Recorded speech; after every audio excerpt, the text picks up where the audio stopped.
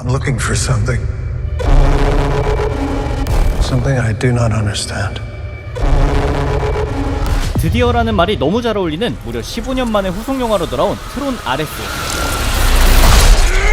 주인공 RS에는 자레드 레토가, 게다가 트론 시리즈의 근본 중의 근본인 Greetings, program. 배우 제프 브리지스가 다시 한번 케빈 플린으로 출연이 확정되어 있는데, 오늘은 개봉 전 알아두시면 좋은 꿀 정보들을 총정리해보겠습니다.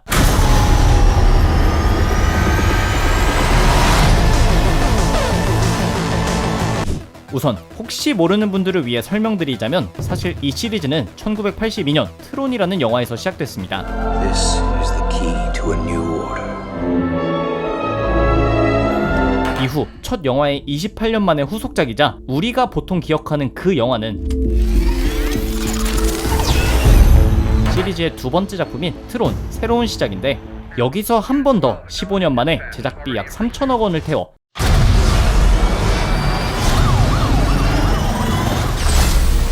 트론 RS로 돌아온 것입니다. 그럼 이 영화 도대체 무슨 이야기냐? 일단 이 세계관을 구축했던 첫 영화 트론은 Oh man, this isn't happening. It only thinks it's happening. 한마디로 표현하자면 케빈 플린의 디지털 세계 표류기 정도로 요약할 수 있는데, 그럼 애초에 인간인 그가 디지털 세계에 어떻게 빠지게 되었느냐? 이곳은 엔컴이라는 회사가 만든 공간으로 빛의 장벽으로 상대를 제압하는 라이트 사이클 게임, 원반 던지기로 다이다이를 뜨는 디스크 전투 등 프로그램들의 세상인데,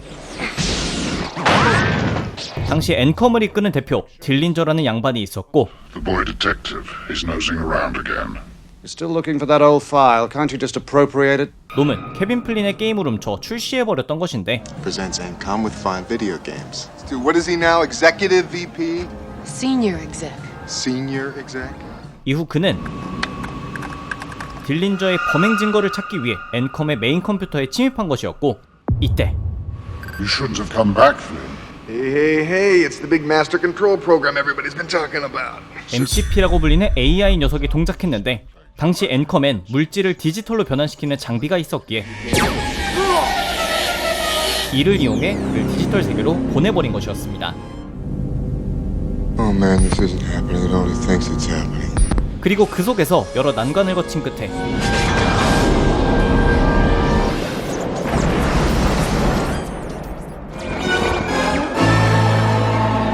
현실 세계로 돌아왔고, Priority 1.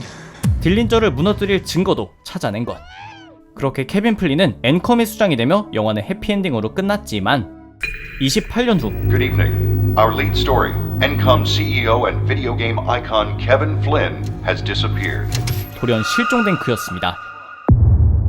그리고 케빈이 사라진 엔컴은 The head of our software design team, a man whose father's own notable history with Encom helped make this company, Edward Dillinger.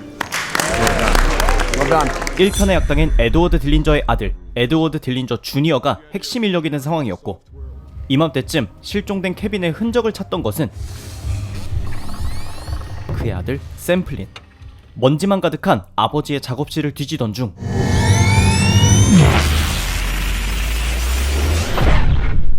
그와 마찬가지로 디지털 세계로 떠나버리는데, 지난 모험과의 차이점이라면 이 가상현실은 그리드라고 불리는 공간으로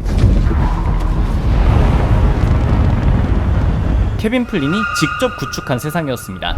We were jamming, man. Building utopia. Hours in here were just minutes back home. 하지만 이곳이 탄생하는 과정에서 Clue happened. It was a coup. AI 클루라는 녀석이 배신을 때리며 그는 20여 년 동안 가상현실에 갇혀있던 것. 심지어 놈의 목적은 Creator who reserved the privilege of our world only for himself. I will make their world open and available to all of us. To all of us. 현실 세계를 정복하겠다는 것이었고, 이 거대한 음모를 샘과 그의 아버지가 만든 프로그램 쿠오라, 그리고 마지막으로 Goodbye, kiddo. 케빈의 희생이 더해지며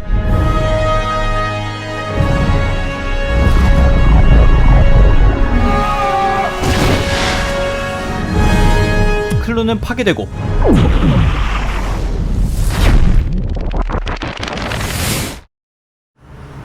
What's next, Sam? 샘과 쿠오라만이 현실로 돌아오는데 성공합니다. I guess we're supposed to change the world. 그리고 15년 후 Since time began, 이 디지털 세계와 현실 사이에 서 있는 한 남자. man has gazed at the stars and he has wondered, am I alone? 그의 정체는 과거 앤컴의 악덕 CEO였던 에드워드 딜린저의 후손 줄리안 딜린저. 그는 So much talk of AI and big tech today. Virtual worlds, what are they going to look like when we get there? We're not going there. They are coming here. 오랜 시간 잠겨있던 디지털 세계의 장벽을 결국 무너뜨렸고 I would like you to meet Ares, the ultimate soldier. 드디어 프로그램들은 현실 세계로 넘어오기 시작하는데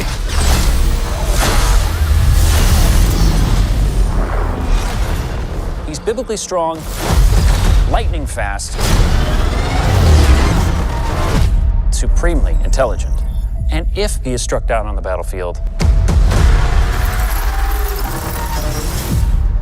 I will simply make you another. 하지만 문제는 You think you're in control of this? You're not.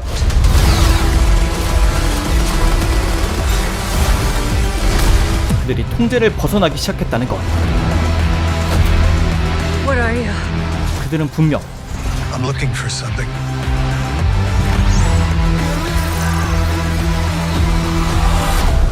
Something I do not understand. 무언가 다른 목적이 있었고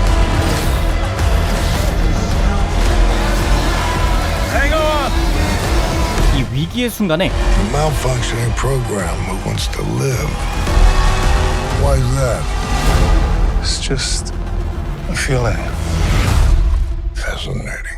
케빈 플린이 다시 등장합니다. 15년 만에 돌아온 트론 아레스. 대체 무슨 사건이 벌어지게 된 걸까요?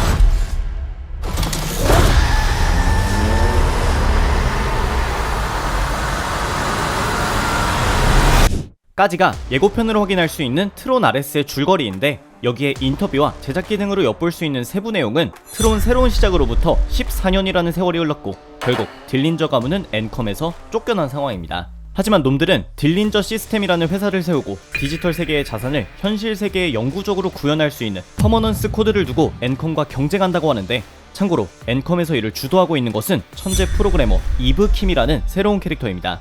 그럼 아레스를 비롯한 그리드의 존재들은 어떻게 현실로 넘어오게 되었느냐? 이것도 딜린저 놈들 때문인데 회사를 이끄는 줄리안 딜린저는 새로운 개념의 군인을 개발한다는 명목으로 아레스를 비롯한 AI들을 개발해 현실에 구현했습니다. So, you've been spying on me. I was directed to kill you. Hacking seems pretty tame by comparison. 물론 그의 진짜 목적은 이들을 활용해 이브킴을 살해하고 퍼머넌스 코드를 차지하는 것인데 You're in control of this? You're not. 하지만 갑자기 그들은 통제할 수 없는 상태가 되어 현실 세계가 초토화되기 시작했고 그들 중 하나인 아레스는 놀랍게도 인터넷 데이터로 현실 세계의 정보들을 흡수하며 It's just a feeling.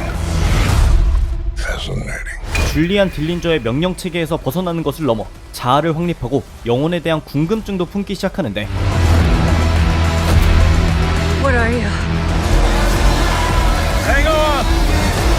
그런 아레스가 홀로 이브킴을 지키기 위해 움직이는 것이 이번 영화의 핵심 줄거리로 파악됩니다. 이처럼 오랜만에 돌아오는 프랜차이즈인 만큼 디즈니에서도 제작에 굉장히 신경 썼다는 것을 엿볼 수 있는데 예를 들어 가상세계의 존재들이 현실로 넘어온다는 컨셉만 고려했을 땐 CG로만 가득한 영화가 될 것 같았지만 With Tron, it was important to raise the bar to the next level. Taking Tron into the real world. 의외로 놀란 감독의 배트맨 시리즈에서 배트포드를 제작했던 디자이너 데런 길포드가 참여해 시리즈 최초로 실제 주행이 가능한 라이트 사이클을 실물로 제작했고 We shut down Vancouver for 6 weeks of nights, shooting these amazing light cycle sequences. 무엇보다 트론 팬들이 진짜 난리난 이유는 바로 예고편의 엔딩을 장식하는 이 거대한 로고 때문인데 Nine-inch nails, man. Perfection. 이는 영화 속 음악 제작을 맡은 아티스트 나인인치 네일스입니다. 혹시 모르는 분들을 위해 부가 설명드리자면 나인인치 네일스는 실험적이고 다크한 사운드로 유명한 인더스트리얼 록을 대표하는 아티스트로 세븐, 레지던트 이블, 워킹데드, 케빈 인 더 우즈, 툼레이더, 맨 온 파이어, 원티드 등의 삽입곡으로 사용되는 등 빡세고 딥한 분위기엔 아주 제격인 아티스트로 정평이 나 있으며 여기에 2번의 그래미 어워드 수상 경력, 그들이 직접 참여했던 영화 소셜 네트워크의 스코어는 무려 골든글로브와 아카데미까지 수상, 심지어 퀘이크나 콜 오브 듀티, 피파 14 등 유명 게임 음악까지 섭렵해버린 말 그대로 보법이 다른 천재들이라고 표현해도 무방할 정도로 대단한 아티스트들이기에 예고편에 대미를 장식할 정도로 제작진에서도 이들을 앞세워 홍보할 정도인 것으로 이전 트론 새로운 시작에서는 다프트 펑크의 시네마틱한 일렉트로닉 사운드를 가득 채웠었고 당시 영화가 다프트 펑크의 2시간짜리 뮤직비디오였다 라는 소리까지 나올 정도의 존재감이었는데 아쉽게도 다프트 펑크가 2021년에 공식 해체되었기에 이 거대한 공석을 메울 아티스트로 나인인치 네일스가 선정되었다는 비하인드도 있습니다. 마지막으로 알아두시면 좋은 깨알 디테일은 영화를 가득 채우는 네온 색상들의 분류인데 트론 새로운 시작을 보셨던 분들이라면 선한 프로그램들은 푸른색, 악한 프로그램들은 주황색이었던 것을 기억하실 겁니다.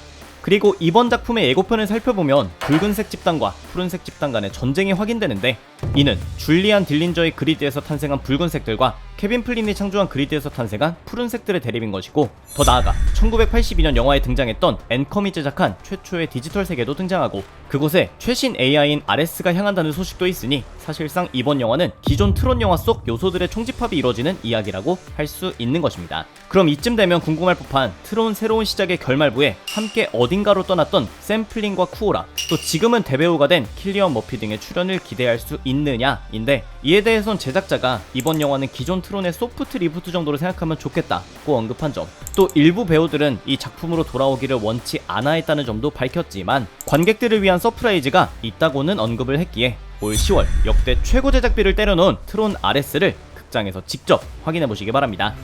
오늘의 영상 여기까지였습니다. 재밌거나 도움이 되셨다면 추가 댓글 그리고 구독도 부탁드립니다. 감사합니다. 지금까지 뷰맨이었습니다.